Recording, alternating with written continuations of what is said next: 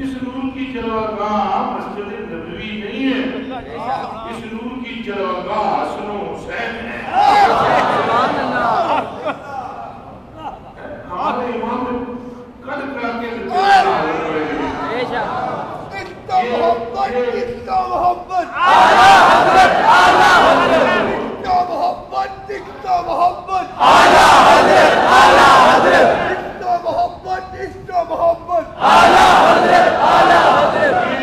یہ کمال بات، اس نور کی جلوگاہ تھی ذات حسنین، ذات حسنین تو سب پر حضور کی نسبتوں پر قربان۔ حضور کے کپڑے بھی حضور کے نور کی جلوگاہ نہیں ہے جو صحابہ کے لیے شفا دیتے ہیں۔ صحابہ بیمار ہو جائے تو کپڑے پہ اوپر بلایا نہیں بلایا، بولو بولو بولو کان جلبہ سوا، کان نبی سے سب جلبہ سوا۔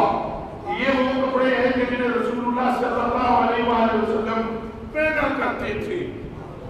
کانا آیا ہوئے نا، یہ پیدا کرتے تھے تو کنہ نقص رہا تو صحابہ فرماتے ہم ہی کو پیا کرتے تھے پانی میں بہت لیل مرگا بیماروں کے لیے۔ تو جس کا کپڑا بیمار کو شفا دینے کا سبب ہے، اس کے نور کی جلوگاہ کیسی شفا دیتی ہے۔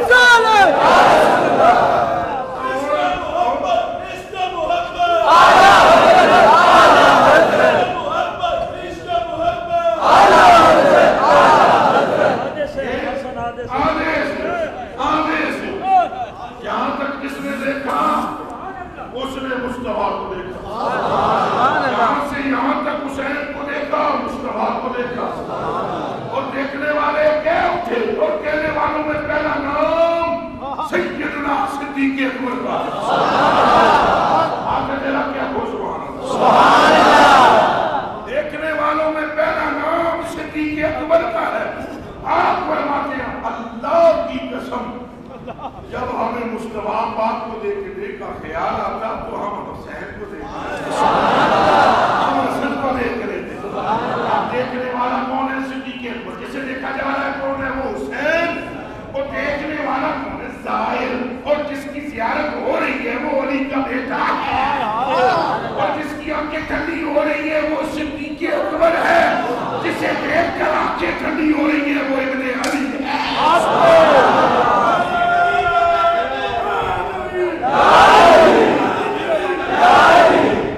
اب اور فرمانے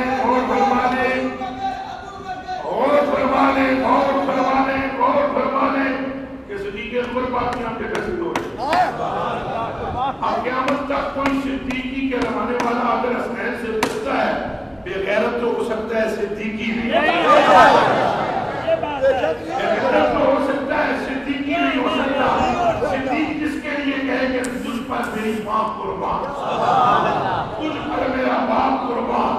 وہ ماں بھی صحابیہ ہے، باپ بھی صحابیہ ہے۔ یہ جو صحابی اپنے صحابی ماں باپ کو قربان کر رہا ہے کس پر کر رہا ہے؟ حسن پاک پر، حسین پاک پر۔ تو یہ پیغام دے رہے ہیں کہ یہ جو نور کی چرمگاہ ہے وہ نور مصطفیٰ کا ہے، چرمگاہ حسین ہے۔